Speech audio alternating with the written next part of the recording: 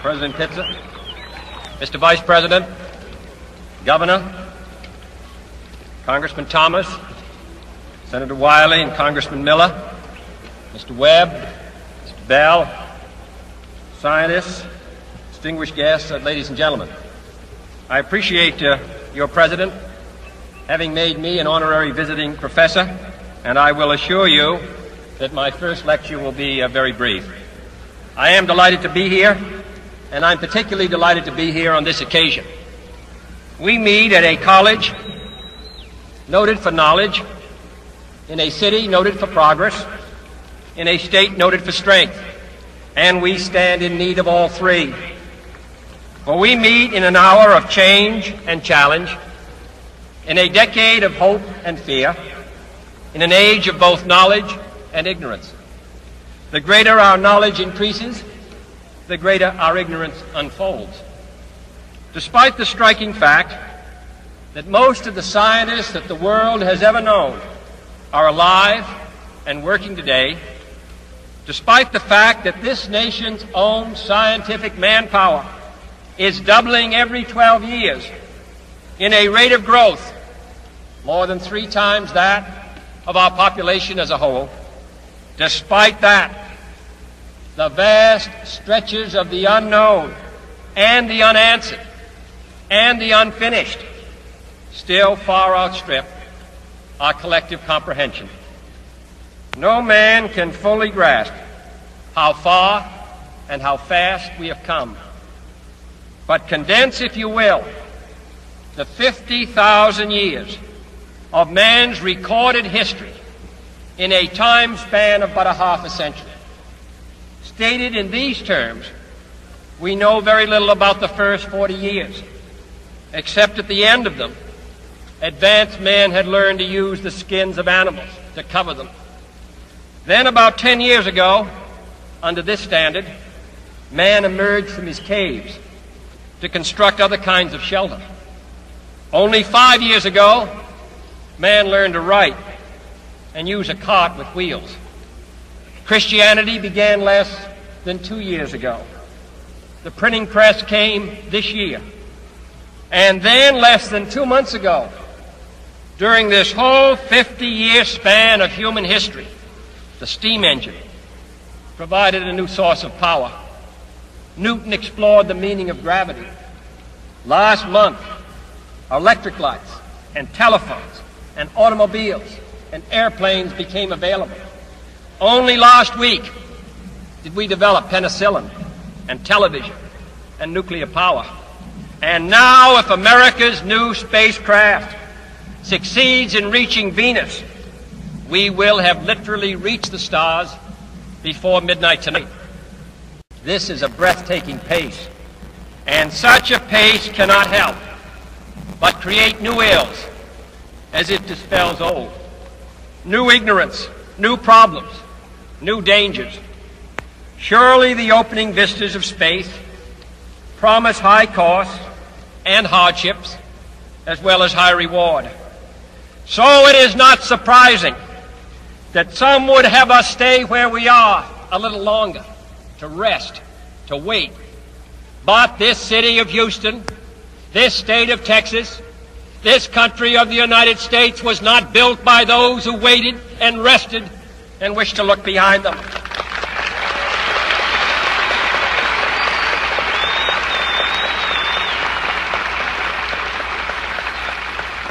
This country was conquered by those who move forward, and so will space.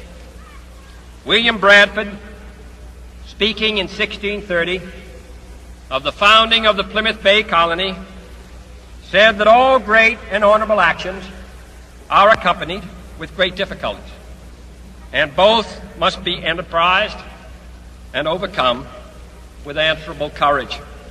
If this capsule history of our progress teaches us anything, it is that man in his quest for knowledge and progress is determined and cannot be deterred.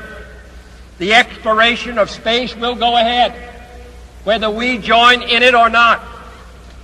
And it is one of the great adventures of all time. And no nation which expects to be the leader of other nations can expect to stay behind in this race for space.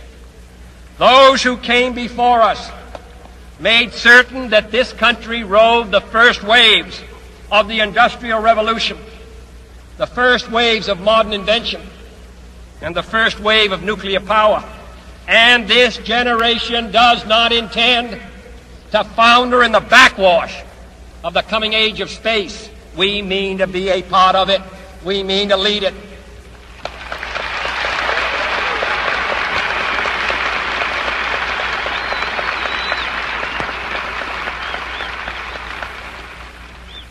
For the eyes of the world now look into space, to the moon and to the planets beyond. And we have vowed that we shall not see it governed by a hostile flag of conquest, but by a banner of freedom and peace. We have vowed that we shall not see space filled with weapons of mass destruction, but with instruments of knowledge and understanding. Yet the vows of this nation can only be fulfilled if we in this nation are first, and therefore we intend to be first.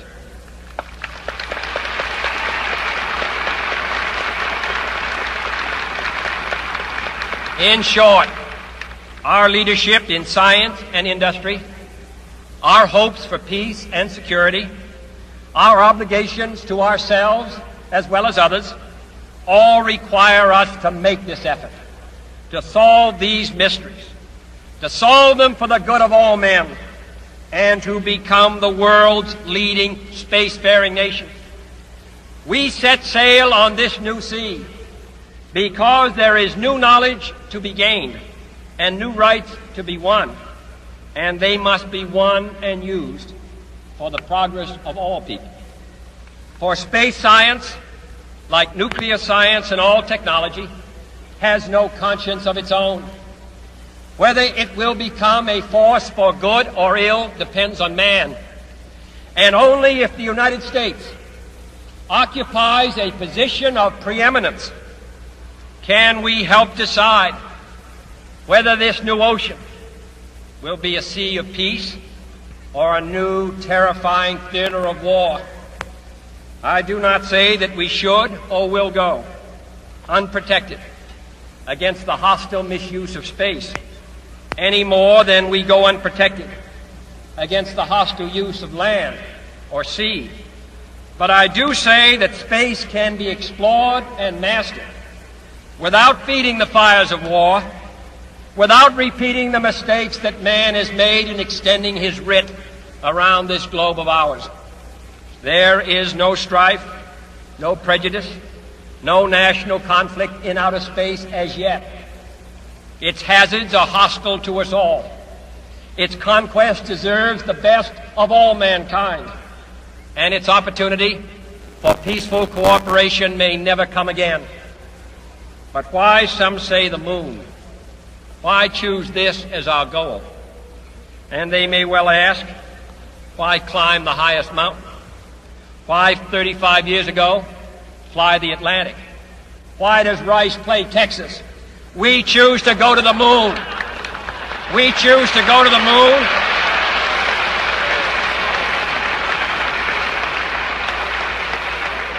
We choose to go to the moon in this decade and do the other things, not because they are easy, but because they are hard. Because that goal will serve to organize and measure the best of our energies and skills. Because that challenge is one that we're willing to accept, one we are unwilling to postpone, and one we intend to win, and the others too.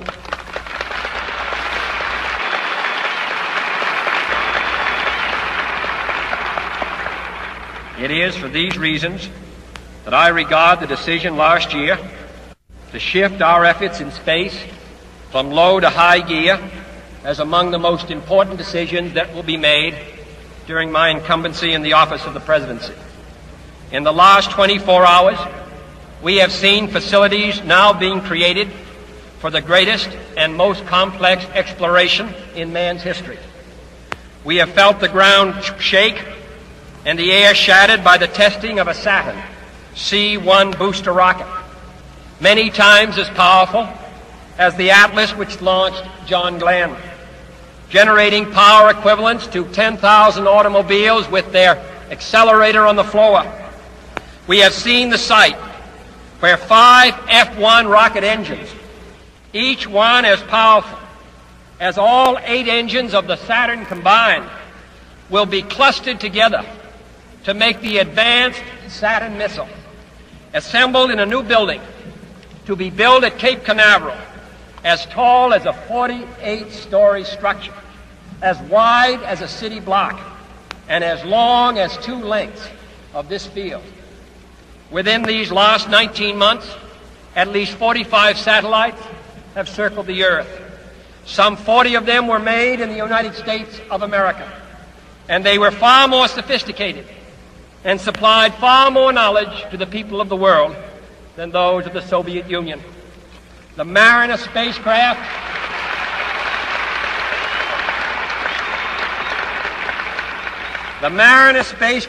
now on its way to Venus is the most intricate instrument in the history of space science. The accuracy of that shot is comparable to firing a missile from Cape Canaveral and dropping it in this stadium between the 40-yard lines. Transit satellites are helping our ships at sea to steer a safer course.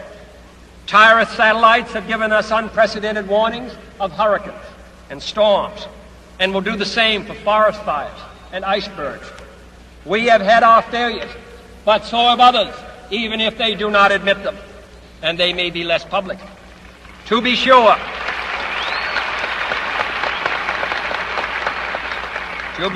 we are behind, and will be behind for some time in manned flight. But we do not intend to stay behind, and in this decade we shall make up and move ahead.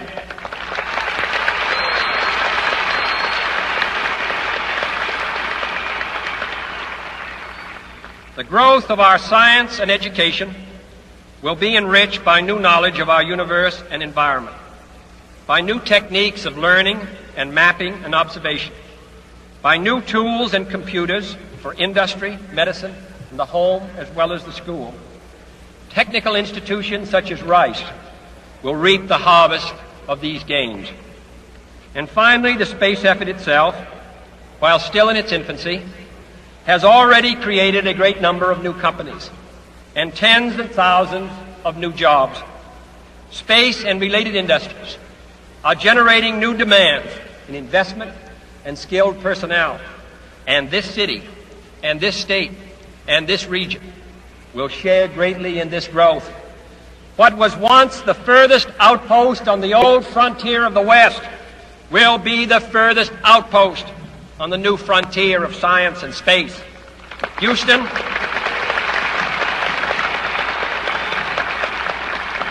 your city of Houston, with its manned spacecraft center, will become the heart of a large scientific and engineering community. During the next 5 years, the National Aeronautic and Space Administration expects to double the number of scientists and engineers in this area, to increase its outlays for salaries and expenses to $60 million a year, to invest some $200 million in plant and laboratory facilities, and to direct or contract for new space efforts over $1 billion from this center in this city. To be sure, all this costs us all a good deal of money. This year's space budget is 3 times what it was in January 1961, and it is greater than the space budget of the previous 8 years combined. That budget now stands at $5.4 billion a year, a staggering sum, though somewhat less than we pay for cigarettes and cigars every year. Space expenditures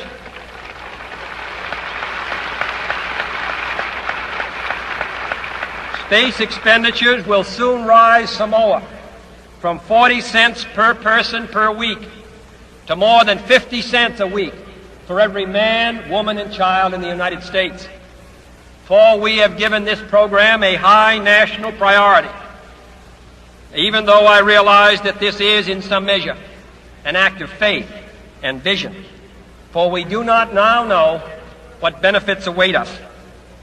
But if I were to say, my fellow citizens, that we shall send to the moon 240,000 miles away from the control station in Houston a giant rocket more than 300 feet tall, the length of this football field, made of new metal alloys, some of which have not yet been invented, capable of standing heat and stresses several times more than have ever been experienced, fitted together with a precision better than the finest watch, carrying all the equipment needed for propulsion, guidance, control, communications, food, and survival, on an untried mission to an unknown celestial body, and then return it safely to Earth, re-entering the atmosphere at speeds of over 25,000 miles per hour, causing heat about half that on the temperature of the sun, almost as hot as it is here today, and do all this, and do it right, and do it first before this decade is out, then we must be bold.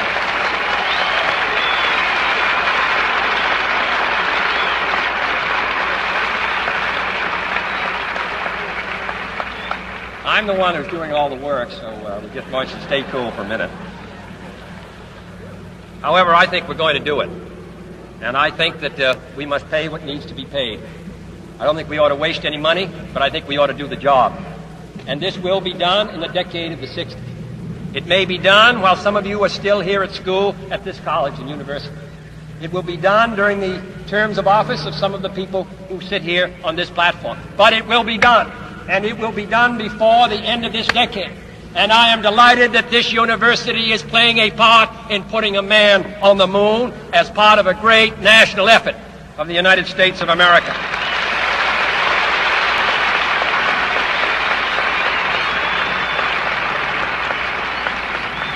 Many years ago, the great British explorer George Mallory, who was to die on Mount Everest, was asked why did he want to climb it.